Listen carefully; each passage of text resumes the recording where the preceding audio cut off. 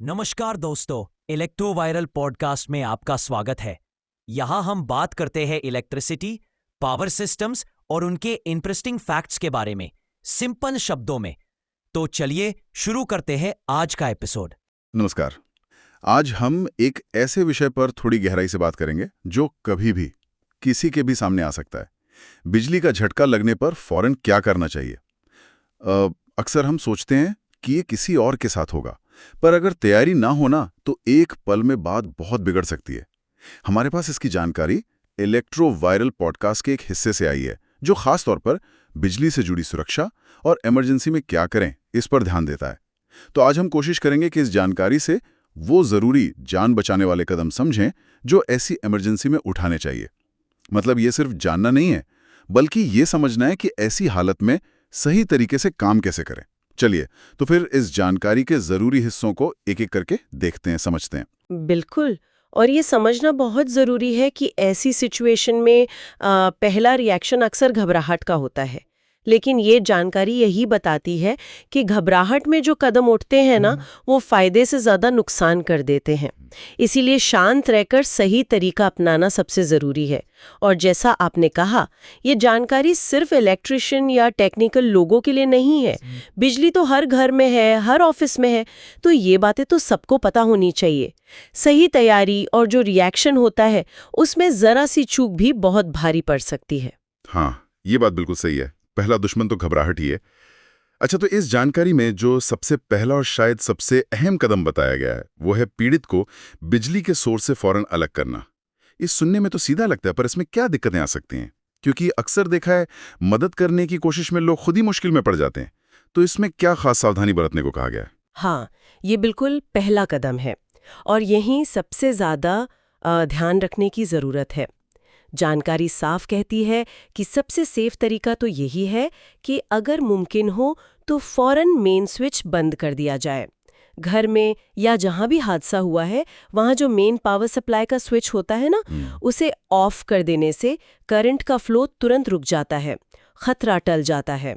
लेकिन मान लीजिए मेन स्विच पास में ना हो या पता ही न चले कि है कहाँ, ऐसी सिचुएशन में क्या करें? बिल्कुल, ऐसा हो सकता है कई बार। अगर मेन स्विच तक पहुंचना मुश्किल हो या उसमें टाइम लगे, तो जानकारी दूसरा तरीका बताती है। वो है किसी सूखी नॉन कंडक्टिंग चीज का इस्तेमाल करना। नॉन कंडक्टिंग मतलब ऐसी चीज जिसमें से बिजली आसानी से पास ना हो सके, जो करंट को रोके। और हाँ, सूखी, इस पर बहुत जोर दिया गया है। अच्छा, तो जैसे कोई सूखी लकड़ी की डंडी या प्लास्टिक का कुछ? हाँ, बिल्कुल। सूखी लकड़ी हो, कोई प्लास्टिक का पाइप हो, रबर की चटाई या स्लिपर, मोटा सूखा कपड़ा या लेदर की बेल्ट जैसी चीजें यूज कर सकते हैं। जानकारी इस बात पे खास तौर से जोर देती है, चेतावनी देती है कि पीड़ित को सीधे नंगे हाथों से कभी नहीं छूना चाहिए जब तक आप 100% श्योर ना हो कि भाई बिजली बंद हो चुकी है। अगर पीड़ित अब भी करंट के कांटेक्ट में है, तो उसे छूने वाला भी, वो क्या कहते हैं, सर्किट का हिस्सा बन जाएगा। करंट उसके शरीर से भी गुजरेगा। तो इससे एक की जगह 2 लोग हादसे का शिकार हो सकते हैं। ये जो नॉन कंडक्टिंग चीजें हैं, ये इंसुलेटर की तरह काम करती हैं, मतलब बिजली के फ्लो को रोक देती हैं। इससे मदद करने वाला सेफ रहता है। पहली प्राथमिकता हमेशा यही होनी चाहिए, पहले अपनी सेफ्टी, फिर पीड़ित को खतरे से दूर करना। हाँ, ये बात तो गांठ बांध लेनी चाहिए कि मदद करने से पहले अपनी सुरक्षा। अच्छा, मान लीजिए पीड़ित को सुरक्षित तरीके से सोर्स से अलग कर लिया, इसके बाद? जानकारी में सांस और नब्ज की जांच का जिक्र है। यहाँ क्या देखना जरूरी है, खासकर अगर ऐसा लगे कि पीड़ित सांस नहीं ले रहा है। हाँ, तो जैसे ही पीड़ित को बिजली के सोर्स से हटाकर किसी सुरक्षित खुली जगह पर लिटा दिया, फौरन 2 चीजें चेक करनी है। क्या वो सांस ले रहा है और क्या उसकी नब्ज चल रही है। गर्दन पर या कलाई पर चेक कर सकते हैं। जानकारी के मुताबिक अगर पीड़ित सांस नहीं ले रहा या बहुत रुक रुक कर अजीब तरह से सांस ले रहा है, तो एक पल भी बर्बाद नहीं करना है, फौरन सीपीआर शुरू करना है, कार्डियोपल्मोनरी रिससिटेशन। सीपीआर, हाँ, नाम तो सुना है, लेकिन ये प्रक्रिया इतनी जरूरी क्यों है, खासकर बिजली के झटके के मामले में? देखिए, बिजली का झटका अक्सर दिल की धड़कन को एकदम गड़बड़ कर सकता है या पूरी तरह रोक भी सकता है। उसे कार्डियक अरेस्ट कहते हैं। इससे क्या होता है कि शरीर में और खासकर दिमाग तक ऑक्सीजन वाला खून पहुंचना बंद हो जाता है। सीपीआर में हम क्या करते हैं, छाती को दबाते हैं जिसे चेस्ट कंप्रेशन कहते हैं और मुंह से सांस देते हैं, रेस्क्यू ब्रीदिंग। इससे हम आर्टिफिशियली मतलब बनावटी तरीके से शरीर में ब्लड सर्कुलेशन और ऑक्सीजन का फ्लो बनाए रखने की कोशिश करते हैं। ये तब तक करना होता है जब तक या तो पीड़ित का दिल खुद धड़कना शुरू ना कर दे या फिर कोई मेडिकल हेल्प ना आ जाए। और यहाँ पर ना जानकारी एक बहुत जरूरी सामाजिक बात भी कहती है, वो ये कि सीपीआर और जो बेसिक फर्स्ट एड है उसकी जानकारी सिर्फ डॉक्टरों या नर्सों तक ही क्यों रहे। ये तो हर आम नागरिक की जिम्मेदारी होनी चाहिए एक तरह से। सोचिए, एम्बुलेंस या डॉक्टर को पहुंचने में 10-15 मिनट या ज्यादा भी लग सकते हैं। वो जो शुरू के मिनट होते हैं ना, उन्हें गोल्डन मिनट्स कहते हैं। अगर उस वक्त किसी ने सीपीआर दे दिया तो पीड़ित के बचने के चांस कई गुना बढ़ जाते हैं। ये सच में जिंदगी और मौत के बीच का पुल बन सकता है। जानकारी से एक जरूरी लाइफ स्किल मानती है। ये वाकई सोचने वाली बात है। मतलब सीपीआर सीखना शायद उतना ही जरूरी हो जितना पता नहीं गाड़ी चलाना सीखना। हाँ। अच्छा, इसी से जुड़ी एक और बात है जानकारी में जो मुझे थोड़ी कह सकते हैं चौंकाने वाली लगी। वो ये कि अगर बिजली का झटका बहुत हल्का सा लगा हो और आदमी बिल्कुल ठीक महसूस कर रहा हो, बात कर रहा हो, चल फिर रहा हो, तब भी डॉक्टरी जांच जरूरी है। ऐसा क्यों भाई? आमतौर पर तो हम सोचेंगे कि चलो ठीक है, बच गए। हाँ, ये पॉइंट अक्सर लोगों को लगता है कि अब क्या जरूरत है, लेकिन ये बहुत इंपॉर्टेंट है।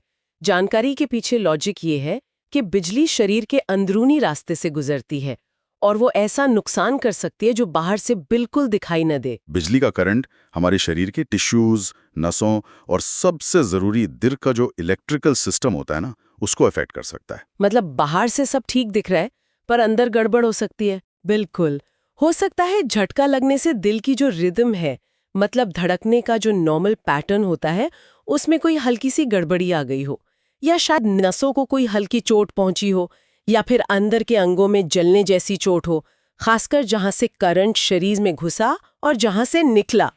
ये असर कई बार फौरन पता नहीं चलते।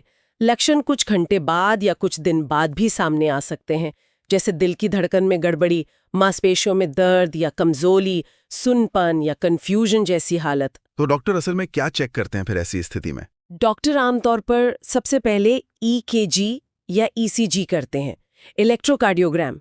इससे दिल की इलेक्ट्रिकल एक्टिविटी का पता चल जाता है और कोई भी गड़बड़ी पकड़ में आ सकती है। वो और भी जरूरी टेस्ट कर सकते हैं, जैसे ब्लड टेस्ट या यूरिन टेस्ट, जिससे अंदरूनी मांसपेशियों को हुए नुकसान का पता लगाया जा सके। जानकारी का मैसेज बिल्कुल साफ है, झटका कितना भी मामूली क्यों न लगे, रिस्क नहीं लेना है, डॉक्टरी जांच करवा लेना ही सबसे सेफ है। ये वो वाला मामला नहीं कि देर आए दुरुस्त आए, बल्कि ये है कि पहले से ही सुरक्षित रहो। समझ गया। ये वाकई एक अहम जानकारी है जिसे हल्के में नहीं लेना चाहिए। अच्छा, अब तक हमने ज्यादातर बात की कि झटका लगने के बाद क्या करना है, लेकिन जैसा कहते हैं ना, इलाज से बेहतर बचाव है। तो जानकारी में बचाव के कुछ उपायों का भी जिक्र है, जैसे इंसुलेटेड दस्ताने, सही वायरिंग और एक खास डिवाइस RCCB का इस्तेमाल।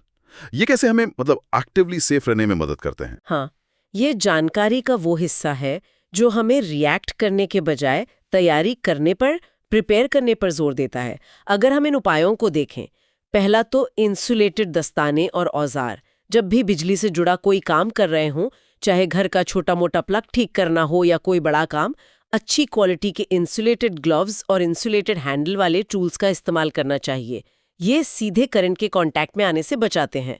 दूसरा, सही वायरिंग और मेंटेनेंस। घरों और बिल्डिंग्स में बिजली की वायरिंग हमेशा स्टैंडर्ड्स के हिसाब से और किसी क्वालिफाइड इलेक्ट्रिशियन से ही करवानी चाहिए। पुरानी, कटी फटी या ढीली तारों को इग्नोर करना मतलब खतरे को बुलावा देना है। टाइम पर वायरिंग की जांच और मेंटेनेंस बहुत जरूरी है। कई बार लोग इसे फालतू खर्च समझते हैं, पर ये असल में सेफ्टी में इन्वेस्टमेंट है। और तीसरा, RCCB, residual current circuit breaker. ये एक लाइफ सेविंग डिवाइस है जिसके बारे में अवेयरनेस और बढ़नी चाहिए। इसे अक्सर सेफ्टी स्विच भी कहते हैं। इसका काम है सर्किट में बहने वाले करंट पर नजर रखना। जैसे ही इसे पता चलता है कि करंट कहीं लीक हो रहा है, जैसे किसी इंसान के शरीर से गुजरकर जमीन में जा रहा है या किसी अप्लायंस में खराबी है, ये मिली सेकेंड्स के अंदर बिजली की सप्लाई काट देता है। मतलब पलक झपकने से भी तेज। मिली सेकेंड्स में? मतलब ये इतना तेज है कि सीरियस झटका लगने से पहले ही बिजली बंद कर देता है? हाँ बिल्कुल। एक स्टैंडर्ड RCCB जो होता है वो आमतौर पर 30 मिली एम्पियर की लीकेज पर 30 मिलीसेकंड से भी कम टाइम में ट्रिप कर जाता है। ये स्पीड इतनी तेज होती है कि करंट शरीर को कोई जानलेवा नुकसान पहुंचाए उससे पहले ही सर्किट ब्रेक हो जाता है। ये फ्यूज या जो नॉर्मल एमसीबी होते हैं ना, मिनिएचर सर्किट ब्रेकर, उनसे अलग है। एमसीबी तो ओवरलोड या शॉर्ट सर्किट पर ट्रिप करता है, जबकि आरसीसीबी करंट लीकेज से बचाता है, यानी सीधे सीधे बिजली के झटके से प्रोटेक्ट करता है। जानकारी इसे एक बेहद जरूरी सेफ्टी उपाय मानती है, खासकर बाथरूम और किचन जैसी जगहों पर जहां पानी का यूज होता है और शॉक का खतरा ज्यादा रहता है। तो ये सारे उपाय, सही औजार, दुरुस्त वायरिंग और आरसीसीबी हमें हादसा होने के बाद क्या करें वाली स्थिति से बचाकर हादसा होने ही न दे वाली सोच की तरफ ले जाते हैं। ये प्रोएक्टिव सेफ्टी है और जानकारी का निचोड़ भी यही है। जैसा अक्सर कहते हैं, सेफ्टी फर्स्ट ऑलवेज, सुरक्षा हमेशा पहले। तो इस पूरी चर्चा को अगर हम समेटें तो इलेक्ट्रोवायल पॉडकास्ट के इस अंश से जो खास बातें निकल कर आ रही हैं वो ये हैं। पहला, इमरजेंसी में शांत रहें, घबराएं नहीं। दूसरा, पीड़ित को फौरन सोर्स से अलग करें, पर अपनी सेफ्टी का पूरा ध्यान रखते हुए, मतलब या तो मेन स्विच बंद करें या सूखी नॉन कंडक्टिंग चीज का इस्तेमाल करें। तीसरा, तुरंत सांस और नब्ज जांचें, अगर जरूरत हो तो बिना देर किए सीपीआर शुरू करें और मेडिकल मदद बुलाएं। चौथी बात, झटका कितना भी हल्का लगे, डॉक्टरी जांच जरूर करवाएं, क्योंकि अंदरूनी चोटें हो सकती हैं जो दिखती नहीं। और पांचवी और शायद सबसे अहम, बचाव के तरीकों पर ध्यान दें, सही वायरिंग हो, इंसुलेटेड उपकरण हो और आरसीसीबी जैसे सेफ्टी डिवाइस लगवाएं, ताकि ऐसी नौबत ही कम से कम आए। एक्ट्स नहीं है, बल्कि ये लोगों को प्रैक्टिकल नॉलेज और स्किल देती है, जिससे वो इमरजेंसी में सही कदम उठा सकें और हो सकता है किसी की जान बचा सकें या गंभीर चोटों को कम कर सकें। जैसा कि जानकारी में कहा गया, एक छोटी सी जागरूकता एक जिंदगी बचा सकती है। ये सुनने में एक लाइन लगती है, लेकिन इसके पीछे का मतलब बहुत गहरा है। ये दिखाता है कि सही जानकारी और थोड़ी सी तैयारी का असल जिंदगी में कितना बड़ा असर हो सकता है। हाँ, ये बात तो है। वैसे यहाँ एक विचार मेरे मन में आ रहा है, जिस पर शायद इस जानकारी में सीधे तौर पर बात नहीं हुई। हमने फौरन जो फिजिकल फर्स्ट एड देना है और जो सेफ्टी मेजर्स लेने हैं उनकी बात की, जो बेशक सबसे जरूरी हैं। लेकिन उस व्यक्ति के मनोवैज्ञानिक असर का क्या, जिसने बिजली का झटका सहा हो या जिसने ऐसे किसी हादसे को होते हुए देखा हो? क्या डर, चिंता या बाद में होने वाला तनाव, जैसे पोस्ट ट्रॉमेटिक स्ट्रेस कहते हैं, वैसी चीजें भी हो सकती हैं? ये एक बहुत ही वैलिड और अहम सवाल उठाया आपने। बिल्कुल हो सकता है, शारीरिक चोटों के साथ साथ मानसिक और भावनात्मक असर भी पड़ सकता है और काफी गहरा पड़ सकता है। बिजली का झटका एक बहुत डरावना अनुभव हो सकता है और जिसने इसे झेला है या जिसने इसे होते हुए देखा है, उसमें एंग्जाइटी, डर या उस घटना से जुड़े बुरे सपने आना, ऐसी प्रतिक्रियाएं आ सकती हैं। हालांकि इस जानकारी का फोकस तत्काल फर्स्ट एड पर था, लेकिन ये जरूर एक अहम पहलू है जिस पर ध्यान दिया जाना चाहिए। शारीरिक इलाज के साथ साथ कई बार मानसिक सहारे की जरूरत भी पड़ सकती है। ये एक ऐसा एरिया है जिसे शायद और गहराई से समझने की जरूरत है, जो तत्काल शारीरिक मदद से आगे जाता है। तो दोस्तों, ये था आज का एपिसोड इलेक्ट्रोवायरल पॉडकास्ट का। अगर आपको ये जानकारी पसंद आया हो तो चैनल को सब्सक्राइब कीजिए और वीडियो को शेयर करना ना भूलें। जुड़ते रहिए इलेक्ट्रोवायरल के साथ, क्योंकि यही मिलेगी आपको इलेक्ट्रिसिटी से जुड़ी सही और यूजफुल नॉलेज। फिर मिलते हैं अगले एपिसोड में, तब तक के लिए नमस्कार।